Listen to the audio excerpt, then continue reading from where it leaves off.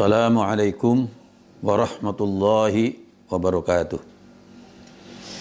Bismillah walhamdulillah wassalatu wassalamu ala rasulillah Sayyidina Muhammad ibn Abdillah wa ala alihi wa ashabihi wa man tabi'ahu wa walah, amma ba'd. Para jamaah, para pemirsa yang kami muliakan, hari ini dengan bersyukur kehadirat Allah atas rahmat dan taufiknya, alhamdulillah kita dapat jumpa kembali dalam kajian kitab Arifur Rahman di Tafsirul Quran.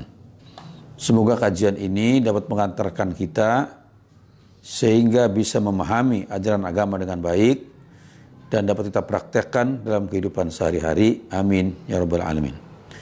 Para jamaah, para pemirsa, kita akan membahas hari ini adalah mengenai bukti-bukti kekuasaan Allah Subhanahu wa taala di surat Al-Baqarah ayat 28 dan seterusnya. Bismillahirrahmanirrahim. Kaifa takfuruna billahi wa kuntum amwata. Mengapa kamu sekalian kafir kepada Allah, padahal kamu dulunya benda mati? Ya, tegaskan di situ. Wa kuntum amwata. Dulu kamu itu sesuatu yang mati.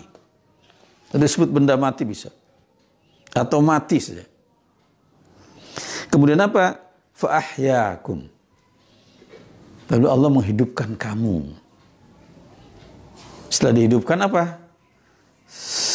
Summa yumitukum. Kemudian Allah mewafatkan kamu. Dari hidup menjadi meninggal. Wafat. Summa yuhyikum. Kemudian setelah wafat, meninggal, dihidupkan kembali. Summa ilaihi turja'un. Kemudian hanya kepadanya lah kamu dikembalikan. Ayat ini menjelaskan tentang perjalanan panjang dari umat manusia. Dari tidak ada asal mulanya. Kemudian dengan perantaran takdir Allah, kita menjadi ada. Dan proses menjadi ada itu juga berproses dari benda mati, kemudian dihidupkan. Saya ambil contoh.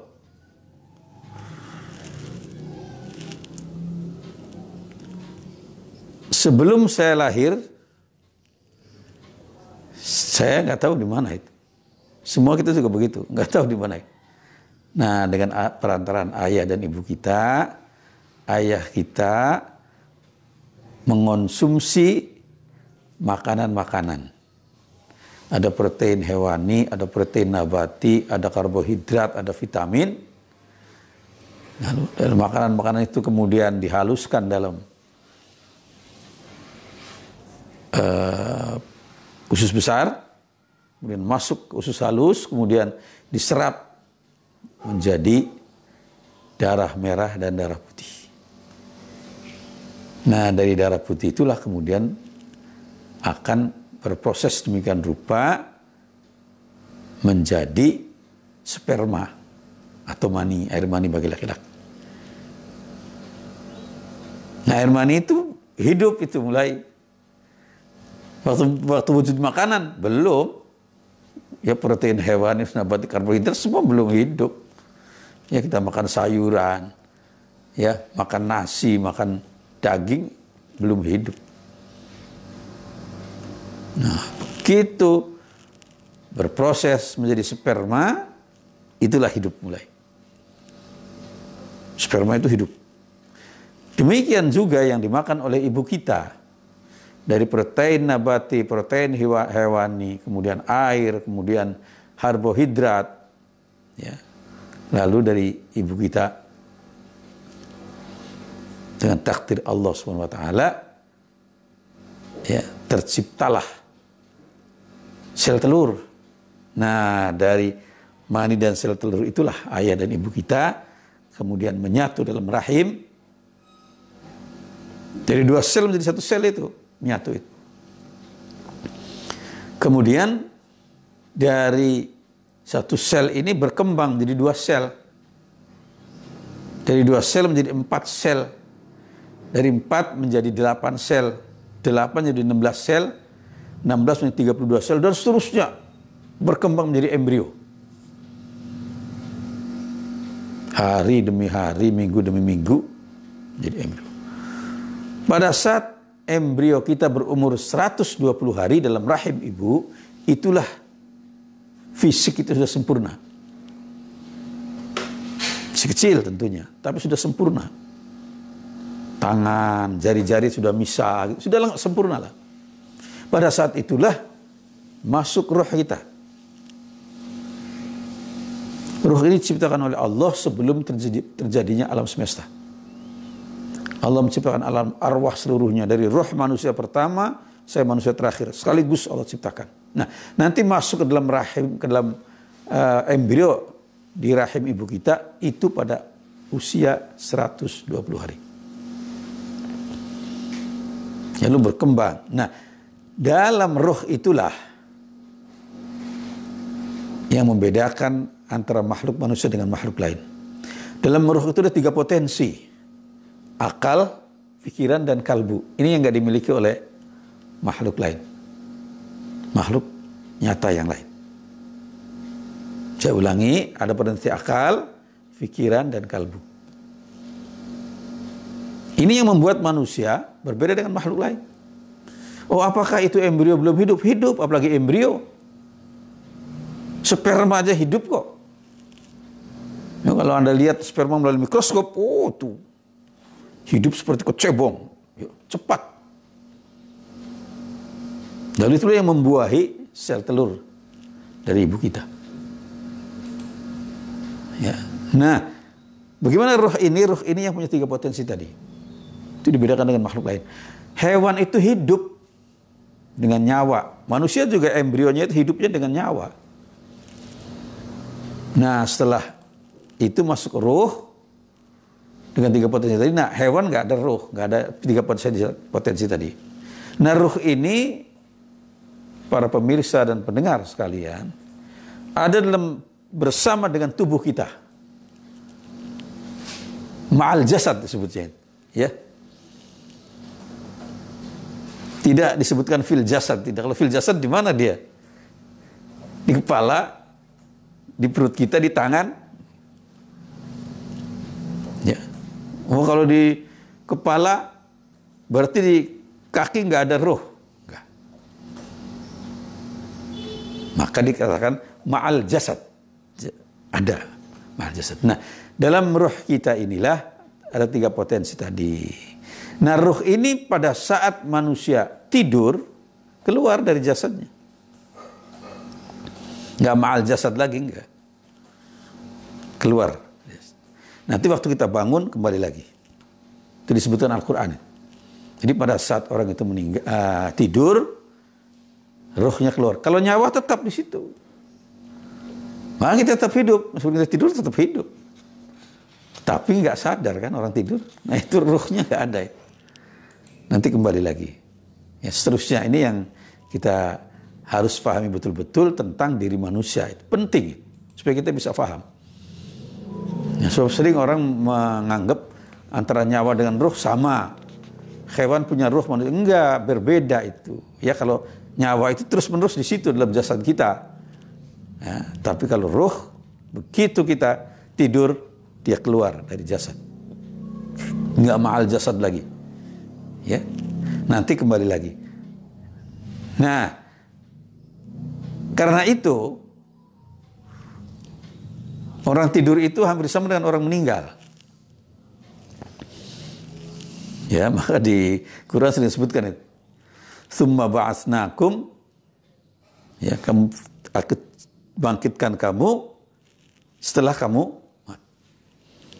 mati. Di situ berarti pingsan. Pingsan juga sama itu. Orang pingsan juga itu sama dengan tidur. Nggak sadar. Summa ba'atsnakum min ba'di mautikum. Misalnya. Ya. Nah itu dikembalikan ruhnya sehingga kembali menjadi sadar lagi. Ya, gitu. Nah, ini yang digambarkan tentang ruh tadi. Nah, inilah maka ditegaskan Al-Quran. Kenapa kamu kafir? Kata Al-Quran. Kenapa Anda kafir? Dulu Anda nggak ada kok. Kemudian ada dalam wujud benda mati. Makhluk benda mati. Kemudian dengan takdir dari Allah dihidupkan oleh Allah. Summa yuhyikum. Setelah kita hidup, lahir dari rahim ibu kita, 9 bulan dalam kandungan, lahir menjadi bayi, balita, kanak-kanak, remaja, terus. Ya, sampai dewasa, sampai tua, lalu apa? Summa yumitukum. Kita diwafatkan kembali oleh Allah. Apakah wafat nanti menunggu tua? Enggak. Ada yang meninggal waktu dalam rahim ibu disebut keguguran. Ada meninggal waktu lahir bayi disebut mati waktu bayi, mati bayi. Ada mati balita, ada mati kanak-kanak, ada mati remaja, ada mati dewasa. Semua itu ujungnya pada mati. Ujungnya adalah kematian. Kehidupan ujungnya kematian. Benda-benda mati tadi. Ya, jadi inilah yang kita harus sadari betul-betul. Kenapa kita kok tidak taat pada Allah? Kenapa Anda kafir pada Allah? Padahal dulunya Anda nggak ada. Dulunya kamu nggak ada, diadakan menjadi makhluk benda mati. Kalau kemudian dihidupkan menjadi makhluk hidup. Setelah hidup di dunia, kita kembali lagi. Diwafatkan oleh Allah. Ada yang orang diwafatkannya masih bayi, ada yang meninggal waktu balita, ada meninggal waktu remaja, waktu dewasa, waktu tua sekali juga. Semua ketentuan umur itu adalah diberikan oleh Allah Subhanahu wa Ta'ala. Tapi yang jelas kita kembali. Kemana kita kembali? Ke alam barzah.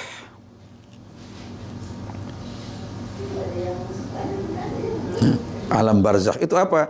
Suatu alam di mana kita sudah meninggal,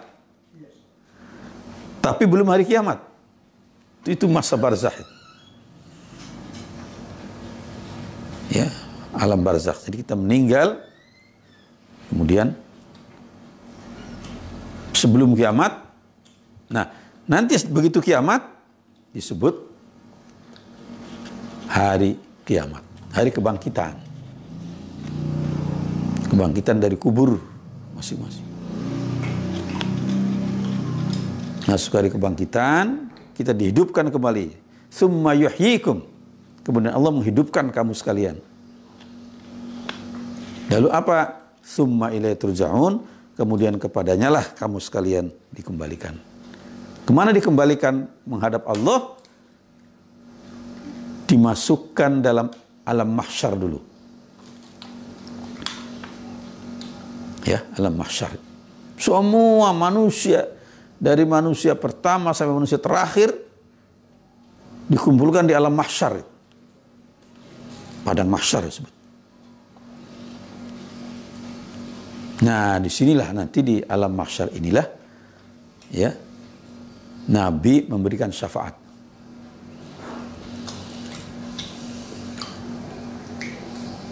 Semua manusia resah waktu itu. Mereka datang ke Nabi, dari Nabi Adam, Nabi Idris, Nabi Nuh, semua mereka gak bisa memberikan syafaat. Yang pertama kali. Sampai Nabi Nuh, sampai Nabi Ibrahim, sampai Nabi Musa, sampai Nabi Isa, maka yang memberikan syafaat pertama kali adalah Nabi besar Muhammad sallallahu alaihi wasallam. Syafaat. Baru kemudian nabi-nabi lain memberikan syafaat untuk umat. Sang Nabi Muhammad memberikan syafaat untuk semua umat manusia yang dikehendaki. Inilah maka hal-hal mahsyar.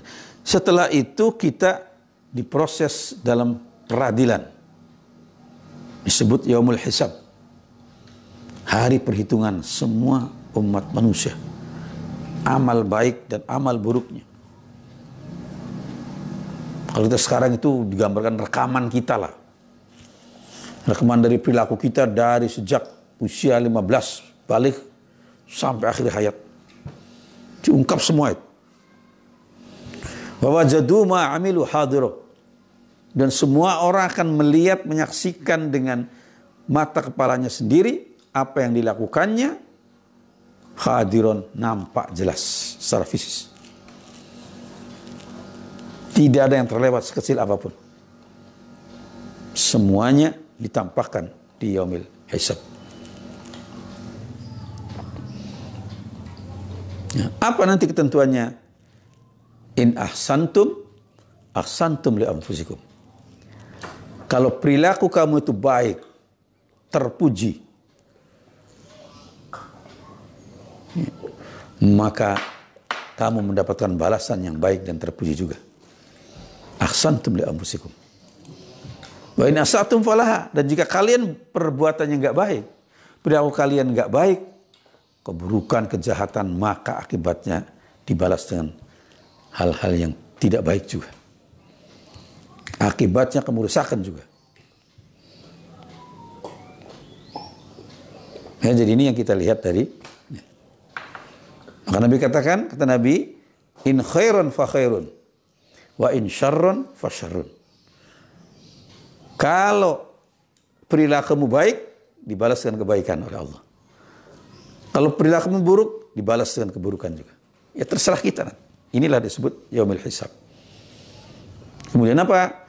Summa ilaihi turja'un. Kemudian kepadanya lah dikembalikan. Kemana dikembalikannya? Dibagi dua.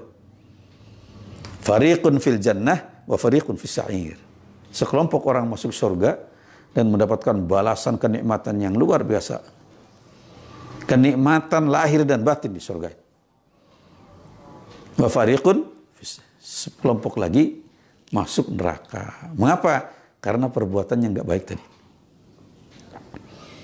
Nah, yang masuk neraka ini nanti ditinjau kembali. Apakah masih ada mereka itu ibadah ini setelah sekian lama? Oh, masih ada dia kebaikannya, diambil dari neraka, diambil, masukkan ke surga. Terus diteliti oleh para malaikat. Diperintahkan oleh Allah, coba masih ada enggak itu ahli neraka yang masih ada imannya? Kemudian dijumpai lah yang ya baca syahadat, punya iman, punya ini, punya kebaikan, ambil. Sampai yang terakhir sekali yang punya imannya itu adalah mithqala dzarratin. Sebesar, bahasa kitanya biji sawi. Sebetulnya itu lebih kecil ya. Sebesar atom. Partikel yang terkecil yang tidak bisa dibagi lagi disebut atom. Zarrah itu. Ada imannya sebesar atom, sebesar zarrah tadi. Akhirnya dia angkat oleh Allah. Surga. Ya, jadi inilah yang nanti kita sebutkan, summa ilaihi turja'un, dikembalikan kepada Allah. Bagi menjadi dua, fariqun fil jannah wa fariqun fis sa'ir. Sebagian di surga dan sebagian lagi ada di neraka. Jadi inilah perjalanan dari umat manusia. Kita semua akan alami. Nah, Allah Subhanahu wa taala Maha Kuasa menghidupkan dan mematikan makhluknya dan membangkitkannya kembali setelah hari kiamat. Dan kepadanya lah segala sesuatu dikembalikan. Inilah tanda-tanda, bukti-bukti kekuasaan Allah yang kita bisa lihat dalam kenyataan-kenyataan kita. Para pemeriksa cobalah berpikir ke masa lalu. Ketika kita masih kanak-kanak, kita jumpai ayah ibu kita. Dengan penuh kasih sayang mereka membesarkan kita, mendidik kita. Kita jumpai teman-teman ayah kita, teman-teman ibu dalam jumlah banyak. Sekarang Anda lihat Masih adakah mereka? Kalau masih ada, sudah tinggal berapa? Kalau saya sudah melihat secara langsung, teman-teman ayah saya, teman-teman ayah saya semua sudah nggak ada. Generasi sudah habis. Teman-teman ibu saya nggak ada. Yang tadinya begitu banyak teman ibu saya, nggak ada semua. 5 tahun yang lalu saya ketemu orang yang generasi terakhir dari ayah saya. Kemudian dia wafat juga. Inilah nanti kita juga begitu. Setelah generasi kita ini, mulai kita berkurang, teman-teman kita mulai nggak ada. Jadi saya rasakan sendiri, teman-teman saudara-saudara kita nggak ada. Saudara, teman sejawat, teman kuliah, pada pergi kembali. Artinya kita juga generasi kita nanti akan habis, diganti generasi anak-anak kita, seterusnya. Inilah merupakan wujud dari kekuasaan Allah Subhanahu wa ta'ala. Kemudian Allah lah yang menetapkan berapa usia manusia itu.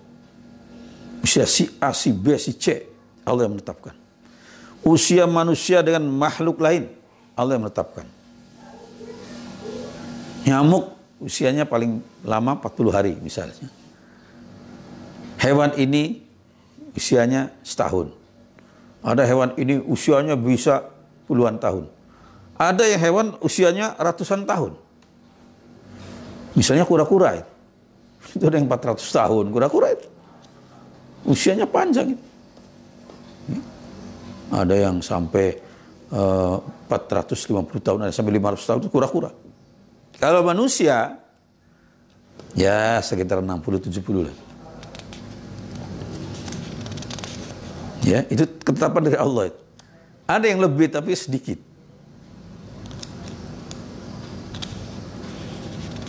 Ya, dikatakan bahwa segala sesuatu ada musim panennya. Wa hasadu ummati baina 90 wa 70 gitu. Segala sesuatu ada musim panennya. Kalau sudah musim panen, Anda tahu sendiri kan? Dipetik. Mangga sudah matang panen, dipetik. Padi sudah tua, panen, diambil. Sama manusia sudah panen, diambil oleh Allah. Nah, musim panen umat itu kata Nabi antara 60 dan 70. Itu sudah saudara. 60 dan 70. Boleh nanti diteliti. Yang terbanyak usianya segitu.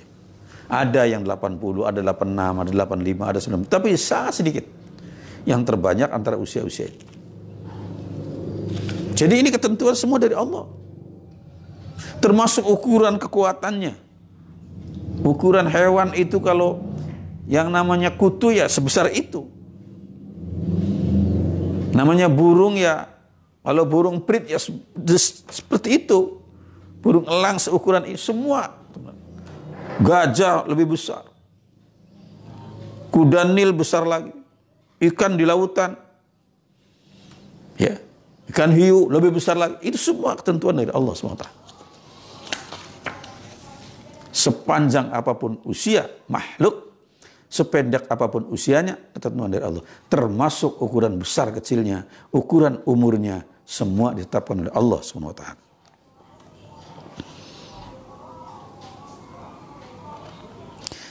Kemudian yang menetapkan kapan makhluk itu ada. Kapan? Anda sekarang hidup. Ditetapkan oleh Allah sekarang hidupnya. Nanti pada 100 tahun yang akan datang, Anda nggak ada. 100 tahun yang akan datang, kita habis. 100 tahun yang lalu, kita semua nggak ada. Jadi itu Allah yang menetapkan. Ya, kapan kita wujud muncul di dunia ini. Ya. Kemudian bagaimana keadaannya, keadaan kita bagaimana, dan kapan berakhirnya, itu semua ketentuan dari Allah Subhanahu wa ta'ala. Maka dinyatakan dalam ayat berikutnya, huwallazi khalaqalakum ma fil ardi jami'a. Dialah yang menciptakan, huwallazi, dialah Allah yang menciptakan, khalaqakum, menciptakan, lakum, bagi kamu sekalian, ma fil ardi jami'a, apa yang ada di bumi secara keseluruhan. Jadi Allah menciptakan bumi dengan segala isinya, itu diperuntukkan bagi manusia supaya dimanfaatkan, tapi tidak boleh dirusak. Coba lihat kehidupan kita. Manusia berusaha mencari rezeki untuk konsumsinya.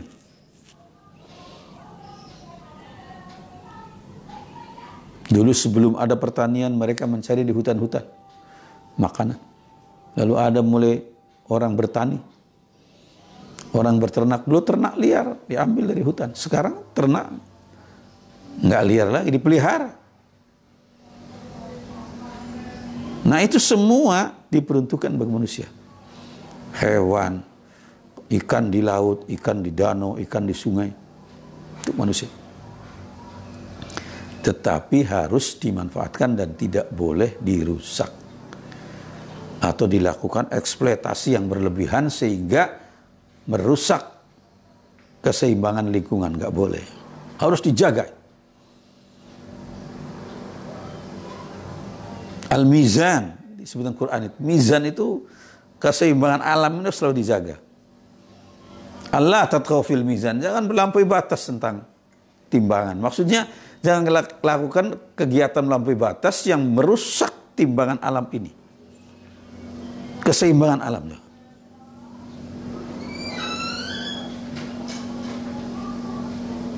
Tidak boleh mengurangi takaran, timbangan, keseimbangan nggak boleh dikurangi. Tidak boleh berlebihan dan seterusnya. Ya inilah yang kita lihat dari keterangan ayat-ayat Al-Quran. Kemudian apa? Tsummastawa ilas sama.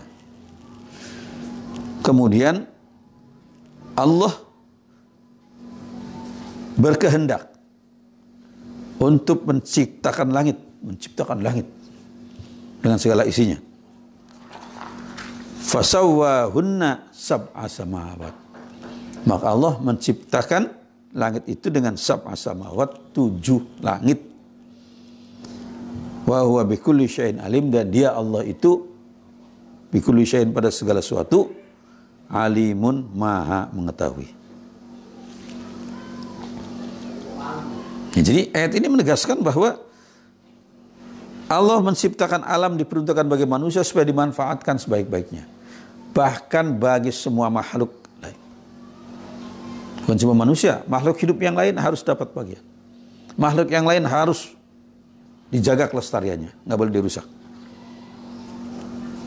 Allah setelah itu berkehendak menciptakan langit, ciptakanlah 7 langit,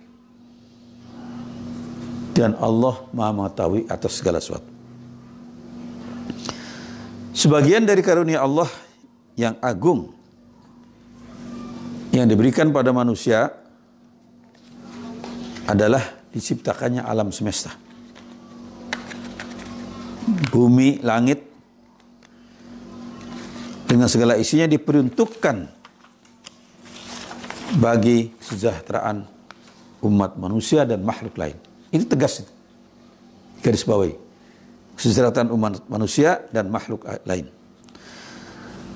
Alam semesta dengan segala isinya dan peristiwanya yang menakjubkan dikaruniakan pada manusia agar dikelola secara baik. Sehingga semua itu mendatangkan kemaslahatan untuk sesama dan bersifat umum. Kemaslahatan bersama dan bersifat umum. Tidak pandang bulu. Langit dan bumi dulunya merupakan kesatuan yang padu. Jadi bumi dengan benda-benda langit, planet segala macam, itu dulunya sesuatu yang padu. Kemudian Allah pisahkan dengan jarak yang sangat jauh, termasuk benda-benda alam lainnya. Jadi kemudian dipisahkan oleh Allah dari kesatuan yang padu itu yang disebut sekarang dengan ledakan. Ya, dan penelitian ilmuwan sekarang itu adanya ledakan yang dahsyat luar biasa dahsyatnya, disebut Big Bang, maka terpisah semua itu. Ada matahari, ada planet, ada bumi, ada bulan, ada dengan jarak yang sangat jauh. Ya, disebutkan dengan Big Bang itu kalau istilah kaum ilmuwan itu meneliti. Tapi asalnya semua padu, dan itulah keterangan Al-Quran. Dulu mungkin orang sebelum kaum saintis meneliti, mungkin orang nggak masuk akal bagaimana matahari dengan bumi dulu satu. Bintang-bintang dan bulan satu. Baru setelah sains berkembang sedemikian rupa, baru mereka bisa memahami memang asalnya adalah kesatuan yang bersifat padu. Ya. Kemudian Allah pisahkan dengan jarak yang sangat jauh, termasuk benda-benda alam lainnya seperti planet-planet, matahari, bumi, bulan dan sebagainya, semuanya bermanfaat bagi makhluk hidup. Mengenai semua benda-benda alam adalah merupakan suatu yang padu, dijelaskan dalam Al-Quran. Awalam yarul ladzina kafaru annas samawati wal ardi kanata ratqan fafataqnahuma. Tidakkah orang-orang kafir mengetahui bahwa sungguhnya annas samawati, sungguhnya langit-langit itu, wal ardo dan bumi, kana taratqan, adalah sesuatu yang padu, yang satu. Fafataqnahuma, kemudian Allah memisahkannya, melepaskannya antara langit dan bumi. Wa ja'alna, dan kami jadikan, kata Tuhan, minal ma'i, dari air, kulla syai'in hayyin, setiap makhluk hidup diciptakan dari air. Coba pikirkan sejenak para pemirsa sekalian. Semua makhluk hidup itu diciptakan Allah, berasal dari air. Hewan-hewan semua itu dari air. Air mani tadi. Dari air asal mulanya. Manusia juga begitu. Makhluk-makhluk lain. Tanah gersang, begitu ada air, timbul tumbuhan-tumbuhan. Danau luas yang kering, gak ada ikannya. Tapi begitu ada air, wujud ikan. Banyak sekali ikan. Saya jumpai sendiri dulu saya waktu masih di tanah kelahiran saya dulu. Ya, di daerah saya itu kalau musim kemarau itu, sawah itu retaknya nggak kira-kira, retak itu. Kaki bisa masuk kaki kita. Retak. Bagaimana bisa ada ikan di situ? Kering, kerontang, retak. Tapi begitu hujan lebat, itu menyatu yang retak-retak itu. Lalu banyak air tergenang, ikannya banyak sekali. Ada ikan lele, ada ikan tawes, ada ikan betok,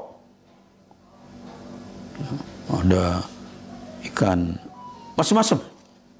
Nah, jadi itulah, ya, wa ja'alna minal ma'i kulla syai'in hayyin. Aku ciptakan dari air segala sesuatu dari makhluk yang hidup. Afala yu'minun? Ya. Maka mengapakah mereka tidak beriman, kata Tuhan? Segitu jelasnya contoh-contohnya.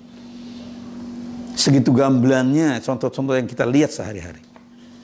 Kenapa mereka tidak beriman?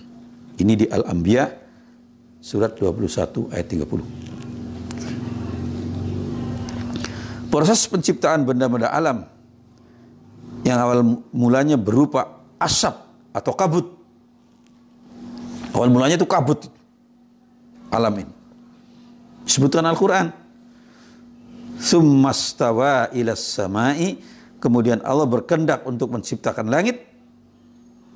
Wahia dukhon. Asalnya adalah asap atau kabut. Faqala, lalu Allah berfirman, laha, kepada kabut atau dukhon itu, i'tiya, datanglah kamu berdua. Ya. Menurut kehendakku, tau'an aw karha, baik dengan senang hati taat, au karha atau dengan terpaksa, Tuhan. Jadi suruh datang itu, ya, bumi dengan langit itu baik secara sukarela maupun terpaksa. Qalata, keduanya langit dan bumi itu menjawab, ataina ta'i'in, kami datang kepadamu Allah ta'i'ina, dengan taat, dengan suka hati. Maka semua benda alam ini beredar sesuai dengan ketetapan Allah. Tidak ada yang diam. Matahari, bumi, bintang, bulan, semua beredar. Itu garis edaran yang ditetapkan oleh Allah Subhanahu wa Ta'ala. Nah, ini bisa sekarang sudah diketahui dengan jelas, ya, dengan adanya kemajuan ilmu astronomi. Oh, itu nggak aneh lagi, semua orang sudah bisa memperhitungkan, ya, kapan itu hari puasa, kapan lebaran, kapan bulan ini, kapan terjadi gerhana, itu diketahui secara sains, ya, bukan ramalan, bukan, tapi penelitian sains. Ini disebutkan dalam surat Fussilat, surat 41 ayat 11. Meskipun Allah SWT memiliki kuasaan mutlak, yang apabila berkehendak menciptakan suatu dengan kun fayakun, itu sifat kun, jadilah, fayakun, maka menjadi. Untuk memudahkan umat manusia agar memahami bahwa segala sesuatu itu perlu berproses, maka Allah menciptakan alam juga berproses. Allah sifatnya kun fayakun. Kalau Allah katakan kun, jadi, jadilah. Tapi mengapa ini Allah menjadikan semua berproses? Ini ada sebagai tarbiyah bagi manusia, pendidikan bagi manusia, bahwa segala sesuatu itu ada prosesnya. Ya, kita jadi manusia dewasa berproses dari sperma ketemu ovum, dari embrio kemudian menjadi bayi, semua berproses. Ini adalah pendidikan dari Allah SWT pada kita. Allah yang maha kuasa, kun fayakun aja berproses, apalagi kita, gitu kira-kira, ya. Segala sesuatu berproses. Maka Allah menciptakan alam juga berproses. Misalnya menciptakan alam dengan 6 masa, berproses itu Allah. Padahal Allah ciptakan sekaligus jadi bisa alam, tapi Allah tegaskan fi sit, ya, fi sittati ayyam. Aku ciptakan alam dalam 6 masa. Ya. Ya. Misalnya menciptakan alam dengan 6 masa, menciptakan bumi dengan 2 masa. Bumi dengan 2 masa itu. Jadi bumi 2 masa, menciptakan makanan dan makhluk lain dalam 4 masa. Semua berproses. Jadi 6 masa itu. Semuanya berproses. Kata Al-Quran, Qul a'unabbi'ukum Qul a'innakum latakfuruna billadzi khalaqal ardu. Katakan pada mereka, orang-orang kafir, ya, sungguhnya patutkah kamu kafir kepada yang menciptakan bumi dengan 2 masa, fi yaumaini, dalam 2 masa. Ya, layakkah kamu kafir kepada Tuhan yang menciptakan bumi dalam 2 masa? Fataj'aluna lahu andada, kemudian mereka mengadakan sekutu baginya, bagi Allah. Dzalika rabbul alamin, dialah Tuhan alam semesta. Jadi gak layak kalau orang itu tidak beriman kepadanya. Dan dia, ayat berikutnya, wa ja'ala fiha rawasiya min fawqiha wa baraka fiha wa qaddaraha fiha aqwataha fi 4 ayyamin sawa'an lis-sa'ilin. Dan dia menciptakan di bumi gunung-gunung yang kokoh di atasnya. Dia memberkahinya, memberkahi bumi, dan dia menentukan padanya kadar makanan-makanan penghuninya dalam 4 masa. 4 ayyam. Ya, dalam 4 masa. Penjelasan itu sebagai jawaban bagi orang-orang yang bertanya.